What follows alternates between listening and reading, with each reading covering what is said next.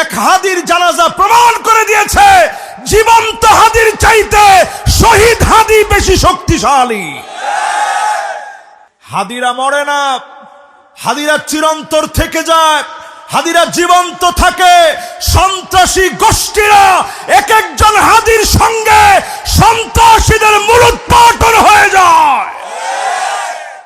আজকে আমাদের দেশ থেকে চলে গেছে আমাদের প্রাণের সম্পদ, এই দেশের সম্পদ, এই রাষ্ট্রের সম্পদ। 32 বছরের হাদি আজকে আমাদের কাছ থেকে বিদায় নিয়ে চলে গেছে, ঠিক কিনা কর? একটু চিন্তা করেন, একটা জুমাবারে সে সন্ত্রাসী লুটেরা চাঁদাবাজের হাতে গুলি খেয়ে সে যখন আহত হয়েছে, তার ব্রেইনের ভিতরে যখন হ্যামারাইজ হয়েছে, চিন্তা করেন হাদি কেমন ছিল। এই হ্যামারাইজ নিয়ে আল্লাহ রাব্বুল আলামিন যতদিন তারে বাঁচায় রাখছে, আরেকটা জুমাবারে আল্লাহ রাব্বুল আলামিন তারে কবুল করেছে শহীদ হিসাবে। জোরে করে আল্লাহু আকবার। বয়স কত? মাত্র 32 বছর। যুগ জামানা পাল্টে দিতে চাই না অনেকজন, হাদিরাই আনবে এই জাতির জাগরণ। ঠিক নি? ঠিক নি? আজকে তাকায় দেখেন, হাদিরা মরে না, হাদিরা চিরন্তর থেকে যায়, হাদিরা জীবন্ত থাকে। সন্ত্রাসী গোষ্ঠীরা এক একজন হাদির সঙ্গে সন্ত্রাসীদের মূলোৎপাটন হয়ে যায়।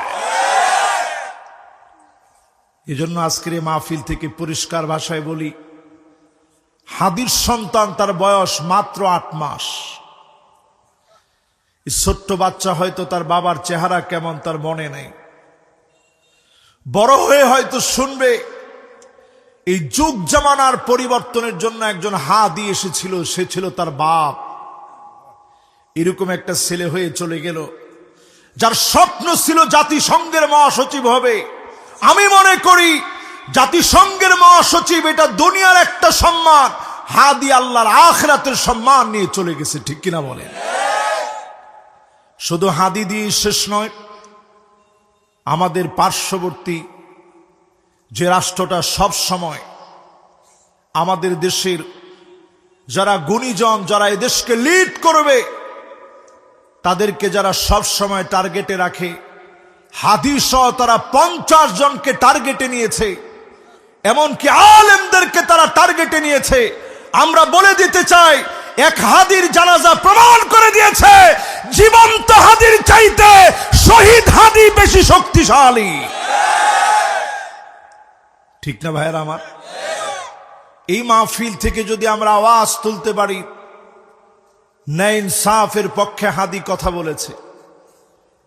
হাদি বলেছে, আমাকে তোমরা থামাতে পারবা যদি আমার মাথায় গুলি করো, যদি বুকে গুলি করো, আমি হয়তো থেমে যাব।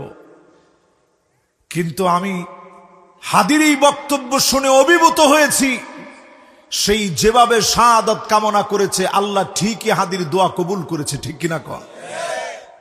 জাতির ভিতরে যে বিবাদ বিভাজন ছিল, এই বিবাদ বিভাজন সব কিছু হাদির এক জানাজা দিয়ে আবার প্রমাণ করে দিয়েছে স্বৈরাচারীদের বিরুদ্ধে এ জাতি ঐক্যবদ্ধ।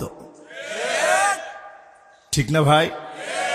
আজকের এই মাহফিল থেকে যদি এর দূর কথা আমরা বাড়ি নিয়ে যেতে পারি, হাদি যেমন আল্লাহরে বন্ধু বানায়া সব সময় আল্লাহর কাছে যেতে চেয়েছে, আল্লাহ তার শেষ ঠিকানা করেছে জুমার নামাজ পড়ে বের হয়েছে।